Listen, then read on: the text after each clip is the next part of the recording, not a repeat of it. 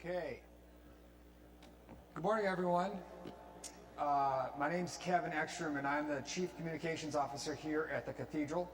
I'm still meeting people, so if I haven't met you yet, I hope I get to meet you soon. I'd like to welcome you to today's forum with Diana Butler Bass. And prior to my coming to the Cathedral last June, I was a religion reporter and editor for 15 years.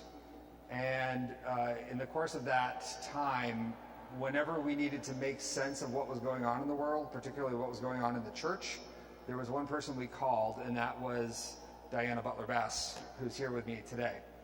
I've known Diana for a long time, and I have read her books, and including her most recent one, which she's here to talk about today, Grounded. Diana is actually the first in a series that's still coming together. We're calling it the Second Sunday series. It will be the second Sunday of every month, the forum at 10:10, and then preaching at the 11:15.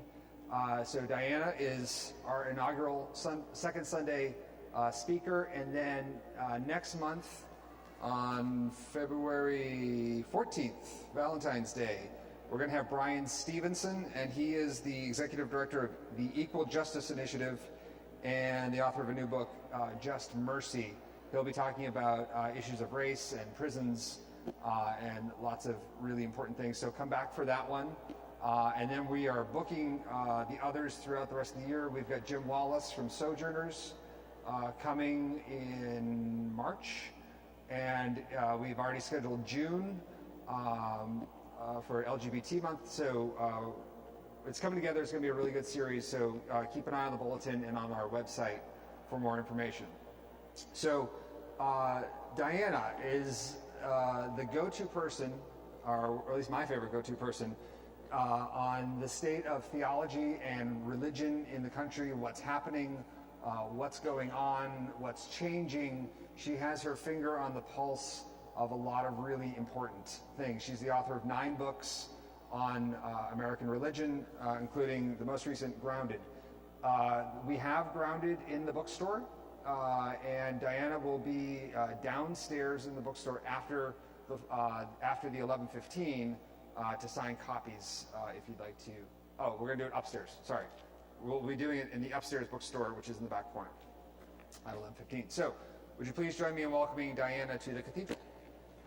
Thank you. Okay, so I'm going to kick it off here, and you can yell at me later for this. Oh, no. I trolled your Facebook page for the last couple months, and you had a comment in the fall, I think. You said, "Someone told me today that Grounded was unexpected, not at all what he had anticipated." And he mentioned this to his wife, who said, "Well, perhaps it's not the book you wanted to read, but the book you need to read." And books we need to read often present themselves from unlikely places and take us to past what is familiar, opening up where we might go. And that's really my hope for Grounded. To take my friends on a journey to an unexpected place, a journey we need to take for the sake of the future. Wow. So, what... You were paying close attention. I tried. So, what is your hope for Grounded? Talk to us about the book, where it came from, and why is the book that people might not expect to read, but they need to read? Well, I think that part of the anticipation of many of my readers, people who are familiar with my work over time, it probably comes from what you said in the introduction about how we met. You said whenever at Religion News Service we needed to know something about the church, we knew who to go to. Diana was our go-to person. And over the last 15 or 18 years or so, I think that people have primarily known me as someone who was writing about the church. And there are certain ways that identification surprised me, because my PhD is in American religious history. And what I have always been interested in a very deep level, is how people experience God. And through a series of events in my own professional and writing life, I wound up focusing on how people experience God in churches. And went quite deep with that in a series of books. Like I said, it stretched over about 15 years or so. So people had interpreted me, I think, of being more of an observer of specifically church. I had been introduced any number of times as a pastor. People have accidentally ordained me as a bishop when I've been in Methodist churches. Oh, she's a bishop in the Episcopal Church. And no, really, I'm not. Or they have introduced me as a professor of pastoral theology. And so I think that if you write about church, people just assume that you're clerical. And my interest was not from the position of the church as an institution, or even in terms of professional clerical ministry. The reason I wrote about the church is I was interested in American culture and how we as people encounter God. So there is, in my sense, from my perspective, a real trajectory between the work I've done and Grounded, which is not about the church. The subtitle gives it away. It's about finding God in the world. And it has implications for churches, but here I'm not writing about congregations. Instead, I was writing about finding God in nature and finding God in our neighbor. And that's what, in that Facebook comment, the person who said that to me was a Methodist minister who's been a huge fan of mine for years.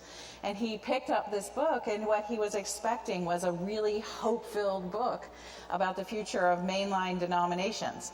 And he was mad at me and told me so. Because it wasn't that. And then he related this conversation that his wife said to him, well, it might not have been the book you wanted, but maybe it's the book you need. And so I actually think that in mainline, particularly mainline circles, represented by the congregation in this building here, we have been so focused on the church over the last dozen years, because we're so concerned about the survival of the church, that I think we have lost some of the deeper dimensions of our spiritual lives. And I actually do believe that the culture is calling out for us to re-engage at a level of depth about how we encounter God. And so that's where this book turns, towards our experiences of God. So for the folks who haven't read the book, and who can buy it in the bookshop after the service, talk to us. You talk about a spiritual revolution that's going on. Tell us what you mean by that, and maybe give folks just an overview of what the book says and where you hope to take people who are reading it. I don't mention a lot of data in this book, which is something that is also a little different for me. Folks who know my previous work know that I love statistics, and I love them so much that I can talk about them in ways that people actually enjoy reading it. So I think that my Methodist friend was also looking for statistics, but here in Grounded I don't bring out a lot of statistics, but I can answer your question with some data. And we are going through right now what I call a spiritual revolution. I'm not the only person who's claiming this. And just this fall, for example, Pew Forum came out with its new survey of the American religious landscape. And this is data they've been gathering over a little bit more than a decade now. And every time that data comes out, the news story is the exact same thing. And I know that you know this story because we've talked about these stories for a long time. I wrote a lot of them. Yes, you did. You wrote a lot of them. And the story is about the rise of what we call the nones, the N-O-N-E-S, people who have left religious affiliation behind. And I have really puzzled over that terminology that we use for the data, because when you look at the charts, what you see is 20 years ago, 7% of the population said they were none of the above when they were asked for their religious identification by survey takers. And then it rises to 10 and then 16. And in the most recent Pew data, it was 23%. So basically 1 out of every 4 Americans now says that they are none of the above. And if we think about the rise of the nones, I had noticed over a course of the last several years, to talk about that in church circles makes church people really afraid, because when we talk about unaffiliated or we talk about nuns, what we're saying by implication is that all of the people around us who are no longer comfortable with traditional religious affiliation, that they live in empty space, that they don't believe in anything. But there's this other set of data that shows that that's not right. Despite the fact that religious disaffiliation has risen, the number of Americans who say they believe in God is still at historic highs. 90% of the population says that they believe in God. And if you look at other pieces of data, there are things that are going up. For example, the number of people in the United States who claim to have had a spiritual or mystical experience that has changed their life has more than doubled in my lifetime. In 1962, when Gallup asked people, have you ever had a spiritual or mystical experience, 22% of the population said that they had. 1976, that number is 31%. 1972, that number is 31%. 1976, it's 33%. So you see this little rise with the counterculture. But then the next time the question was asked was not until 1994. And when you get to 1994, 49% of Americans say that they have had a spiritual or mystical experience that has changed their life. So we've gone from 62 to 94, just a little over 30 years. That number, that percentage of the population has more than doubled. And I look at that and I think to myself, oh my gosh, we're not talking about the rise of nothing. We're talking about the rise of, and I'm now referring to it as this, the rise of the mystics. That our culture has taken this deeply experiential turn, and likelihood is very high that among people in this room, some very large percentage of you could turn around and, if you were brave enough, tell your neighbor a story of where you actually encountered God and how that had changed your life. That is not the kind of conversation that people would have had in an Episcopal church in 1950. And so this is what I refer to as that spiritual revolution, that shift towards experience, that shift towards telling stories about really deep and profound things that once were believed to be kind of spooky or new age or whatever it is, have just become kind of the currency of our lives of meaning. And that is going to I think that trajectory is continuing. If we took that survey now, I'm waiting for Gallup or Pew or somebody to ask that same question again. I'm willing to bet it's probably as high as 55 or 60% of the population. So you talk a lot in this book about elevator church or elevator theology or elevator institutions. And I'm wondering if you could tell folks what you mean by that and why it's a problem. Yeah, what I think that people are rejecting when we see the numbers that are going down, the people who are disaffiliating with religion, I think that they are rejecting particular ideas about God or about the church. And I will never forget, I think it was in 2003, I was in this cathedral. I was sitting up here and I was with Tony Jones, who is now a pretty noted theologian, and then he was just sort of a young emergent upstart. And we were having a conversation about the future of the church. And in the course of that conversation, I made this movement with my hands to talk about how churches like this shelter new growth. And so I remember doing this and looking up into that space and feeling so almost startled when I did, because that might have been the first time that I ever truly understood that the architecture of a building like this is so incredibly vertical. And this kind of architecture doesn't happen by accident. What this architecture meant, and what it certainly was supposed to speak for our ancestors, was that organizations, religious institutions, buildings that were structured like this were closer to God. Because, of course, God was up there or out there. And so an architecture like this is pointing towards heaven with a theological purpose. And as I have stewed on that for the better part of this last decade, I realized that essentially theology and our sacramental life is structured vertically as well. This idea that God is in heaven, we are here on earth, and that down there is some place we don't want to go. And so the whole of Western religion has been about this vertical piece, that God sends stuff down to us on what I call in the book a holy elevator. And at the doors of the holy elevator, there are professional holy elevator operators who have gone to holy elevator operator school in order to be able to handle whatever comes down in the elevator. And then so they pull the thing out of the elevator, they turn it around, and they announce to the congregation that God has sent the sacraments or the word or a set of rules or instructions for the moral life, whatever it is. And if we do those things well, we respond in the way that we're supposed to, of course, enabled by grace and all these other sorts of theological words.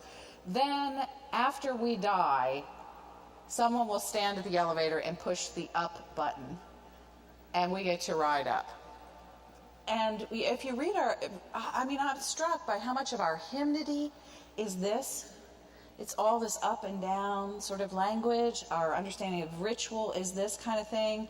The way we read the Bible is all about up and down. And it's that construction of God that is the one that Western people are becoming less and less convinced of. That God exists up there and out there, and that we need an elevator to navigate this space between earth and heaven. And so in the book, I shift the axis, as it were, because I think that we are actually shifting the axis. I don't do it, I am reporting on it, in a sense. I shift the axis to what I think is happening, and I think that one of the ways that Americans, I think that people who live in post-Christian cultures actually are discovering God is horizontally, is that we're understanding God's presence with us here and now in the world that we inhabit through the natural world and through the lives of our closest communities, our friends and family and neighbors. And so I think that the elevator church is what is going away. And it doesn't mean that there won't still be uses for beautiful architectural space like this, but it also means that people who inhabit architectural space like this are going to have to try to figure out how to fill space like this, not just up and down, which is the way we're used to filling it, but we're going to have to figure out how to fill it this way, so that we can respond in a more sort of meaningful way to the communities that are around churches. So you write in the book that the age of sort of institutional religion, top-down religion, is over, or at least coming to an end, and replaced by sort of a DIY spirituality. Yes, I do. Yeah. So a lot of people are upset at me for writing that, but well, you have to say what you see. Right. So I guess the question is how do you maintain theological integrity, if I can call it that, in a DIY world where it's kind of it's sort of anything for anybody, and they're kind of making it up as they go along, but how do you have a constancy that meshes with that? Or do you? Well, I think that we are more, we have a far more romanticized vision of theology from the past than what actually existed.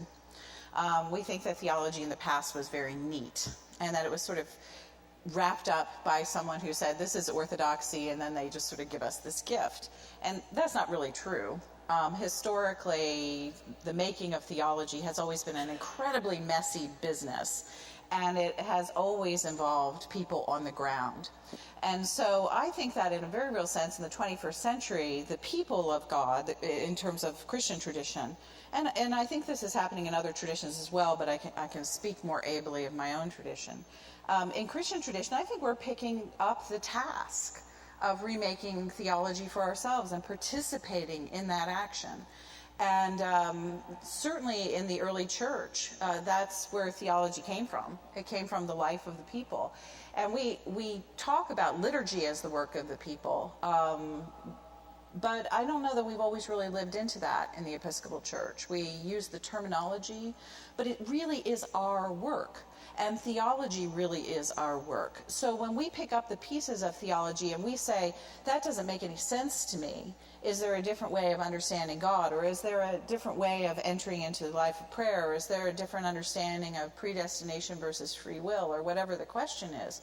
And we take those questions to heart, and out of our experience and out of our senses of wisdom and out of our senses of community begin to work with that as if it's clay. I think that that's a very legitimate and even welcome development in terms of the restructuring of theology. And so I'm excited about that. Well, you say in here that, there's a lot of hand-wringing over, church membership and statistics and all these statistics that we were talking about. But you actually have kind of a hopeful take on that it's not all doom and gloom. Religion is changing, but it's not dying. That's correct. And I have been trying to make that argument for about 15 or 20 years now, that just because something is changing, it doesn't mean that it's ending. Certain things are ending, and what I think are ending are certain kinds of structures that we inherited from the 19th and early 20th century. But it doesn't mean that the thing in and of itself is no longer of worth. And for example, I was recently at Grace Cathedral in San Francisco, and it was a sort of a two-step conversation that I was having with the old dean, who has now gone on to be a chaplain at Stanford, and now with the new dean. So when I was there and talking with the old dean, Jane Shaw, I happened to be there on an October Sunday morning, and I was doing their Dean's Forum. And I came early. They have a coffee shop as well. So I'm sitting in the Pete's in the basement of Grace Cathedral, and she wanders in, and I said, Jane, how's it going? And she said, oh, I've had such a busy week. And I said, well, why? And she said, we've been filling out parochial reports. And so parochial reports are the membership reports that priests everywhere had to fill out, and then they send them to the bishop's office to report membership. How many people have been in the building. And so membership reports are kind of an old school way. It's kind of like attendance reports, an old school way of reporting vitality. And so I said, well, what's it like? And she said, it's really hard. She said, all of our services are down, especially our 11:15 service, which is our marquee, service. And I said, well, are people not coming to the cathedral in the same way they used to? And she said, oh no, people come. She said, as a matter of fact, last night, it was a Saturday night, there were 400 people in the cathedral. And I said, what were they doing? And she said, yoga. And what they have is they have this monthly, I think it might be more than that now, yoga group that meets. They have, in that area, the far back of the cathedral, they don't have as many pew rows as the National Cathedral has, but instead they have a big open space, and they have this grand, indoor, beautiful, amazing labyrinth that's painted. And they realized the space was so big that they could invite people from all these little yoga classes all over San Francisco to come and use their space to have a once-a-month massive sort of yoga community night. And people around San Francisco loved it. And so folks from other little churches with yoga groups came, and then people who were just from secular sort of yoga groups and people who are from Buddhist yoga groups, they all come and they meet at Grace Cathedral. And she looked at me and she said, there are more people in the cathedral than ever. They're just using it for reasons that are not listed on the parochial reports. And I said, so there's nothing on the parochial report for saying how many people were at the yoga group? And she said, no. and that story, which then I was in Grace Cathedral a couple weeks ago, and I was talking to the new dean about that, and he said, 400 people. He said, wow, that must have been at the very beginning. He said, we had a yoga group last night, and there were 950 people here. He said the yoga group is our largest single regularly scheduled event. And they have these fabulous, amazing photographs of this on their website, of every single space in the cathedral being used for meditation and these beautiful yoga poses, and they play music throughout the cathedral, and it's colorful and it's amazing. And so I said, have you put anything in the parochial report where you can tell the bishop how many folks are in here? And he said, no, the parochial reports still don't match. And so that's the problem of institutional religion, is we're measuring stuff that don't match the way that people are living now. And so the question becomes, in my imagination, how can we as church open our imaginations to rethink this and see that yoga group as sort of fully and completely part of the congregation at Grace Cathedral? And so that makes me ask, for a place like this, what is asking to happen here? You stole my next question. Oh, well, I'm pretty good at questions. But my question is how does a place like this navigate this change, or adapt, or what should this place do or not do you think, in this age that we're in? Well, I think that the fundamental reorientation is to understand that faith is ultimately about ultimate questions. We have gotten so caught up in the idea of faith being about in the Episcopal Church, I think that we function as if faith is about attendance at a certain kind of ritual. I mean, this is when we get to our worst mode, I would say, that faith is about attendance at a certain kind of ritual on a Sunday morning, and about maintaining a certain architecture that goes around that, whether it's an architecture of, and I don't mean to step on anybody's toes, I love beautiful architecture, I love beautiful music, I love beautiful flowers, but you think about this sort of the whole architecture that is involved in something like this. And it is who we are at many levels.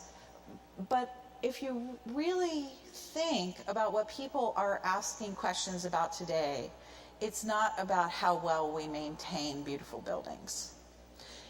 The questions that people are asking today are things like, how can I even be religious if religious people are on the internet chopping off folks' heads? How is it that I can't even seem to talk about faith, or that my kids don't want to come to church with me anymore? And that they seem to be abandoning our family's tradition at this point. There are questions that are so painful and so important and so complex and so profound. And most of the churches, and I'm not saying this about this church because I haven't been in conversation with people here in a deep level over a couple years, but a lot of the churches I consult with, their primary questions are, how are they going to get pledging units up? And I keep telling people, if that's your question, nobody cares except for you. And I'm glad you care, but the more you care about that question, the more I can guarantee that there will be fewer and fewer people paying those pledges. And what we have to do is we have to get our heads on straight and realize that people are asking profound and deep questions about God and meaning. And those questions go to the heart of our lives. And they are questions about our experience in our world and with our families. And somehow we have to give people the space and the language to be able to engage those questions openly, honestly, and with authenticity.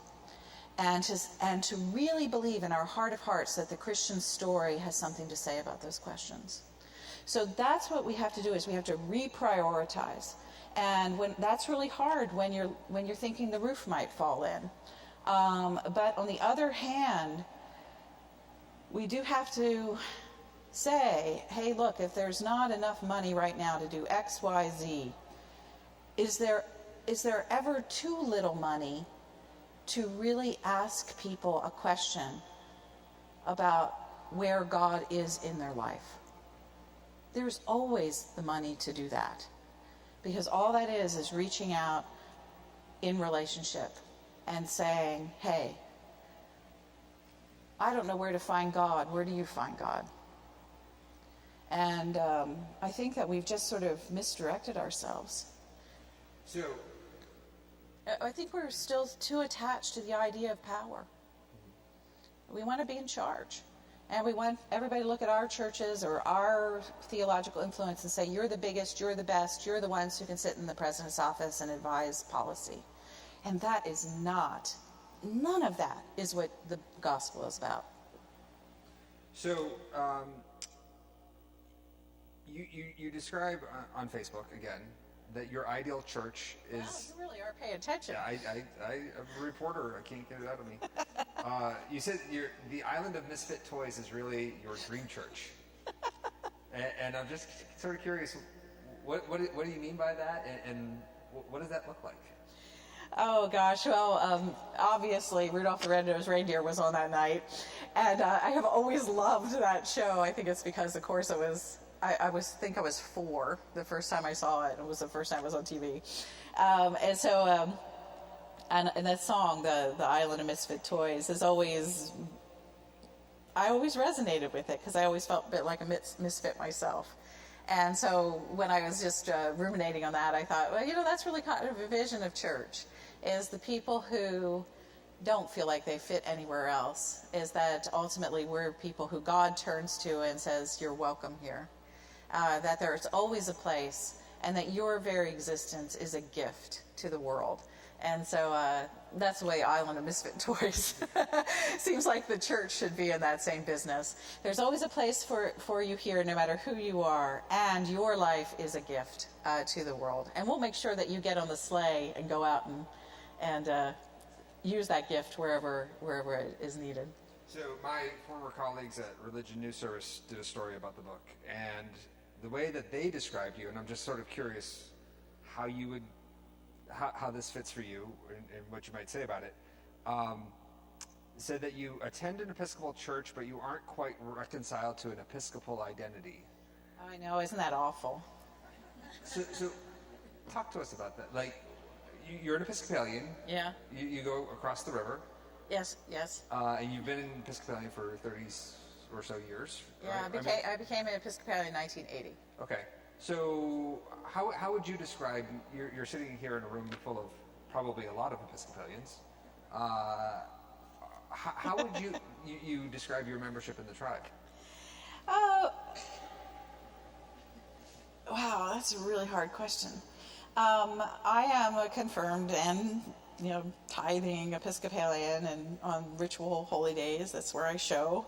I do a lot of speaking and preaching in other churches, which is part of my sense of identity now.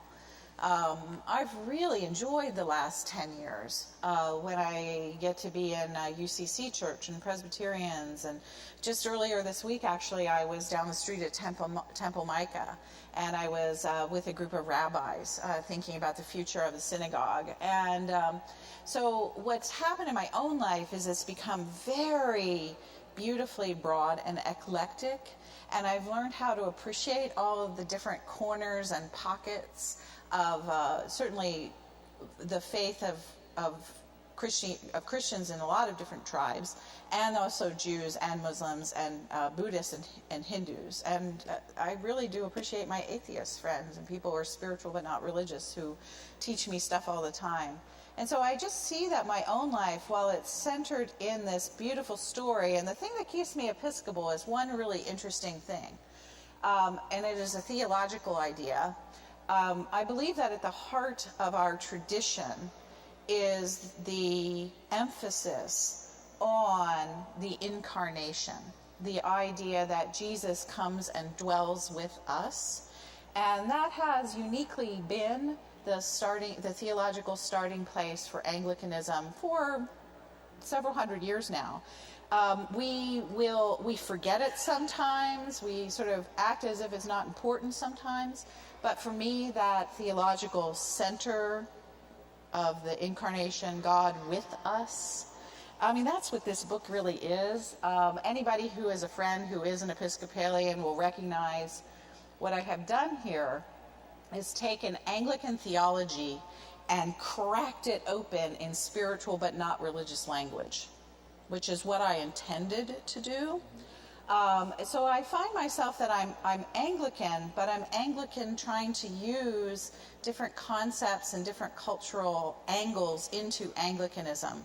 So, for example, when the canon presenter sent me an email about today, and she said something about a verger, and then she said that her title was canon presenter, I kind of just laughed. I sent her an email back, and I said, well, you know, I'm so kind of out of the loop right now. I don't know the difference between a merger and a verger. I have no idea what you're talking about. And I said, I'm not really one for this kind of technical sort of Anglican insider talk. I did not tell her I didn't even know what a canon presenter was, but I was a little afraid it might shoot me. And so it was like, so that's what happens within tribes, is that we develop these kinds of specialized languages that only we can understand. So while I'm happy with the sort of the heart of the tribe, the idea that God is with us, and this beautiful, beautiful centerpiece of all of our theology, that God has come and dwells within human community and within the beauties of nature. And you think about our poetry and the sort of the whole vision of Anglican monasticism, and so much of the novels that have been written out of Anglican tradition are always about the intimacy of God. And you think about how our literature has really had this sort of close observational sense of the presence of the divine in the everyday. All of that is so Anglican. That's me. And if that's what it means to be an Episcopalian, you have me for the rest of my life. But if it means that I have to talk in a language that my friends who are atheists don't understand, that makes me pretty uncomfortable. And I think to myself, well, what really counts as being Anglican? The sort of the magic language of the holy elevator, or living a life that's really about the sacred in the everyday? And I've chosen a path that says that this is the Anglicanism that I want to model, and this is the Anglicanism that I trust and am devoted to. We are just about out of time, but I wanted to ask you one last question, something that really jumped out at me in the book. You talk about the questions that we asked kind of as a society after World War I, World War II, kind of, and then versus the questions we asked after Newtown, where in Newtown we were asking, where was God? Right. But after World War I, World War II, a generation ago, we were talking about, what is God trying to tell us? Right. What is God trying to do to us, for us, through us? What's the difference, and why does that matter in terms of the where was God question and where we are now? Yeah, the book centers around that question, where is God, which is actually that Anglican question. Where is God? God is with us is the answer of the book.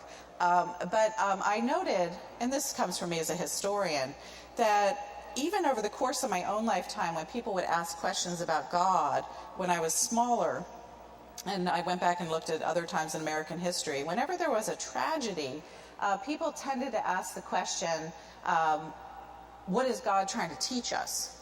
Or what does God expect of us in light of what has just happened?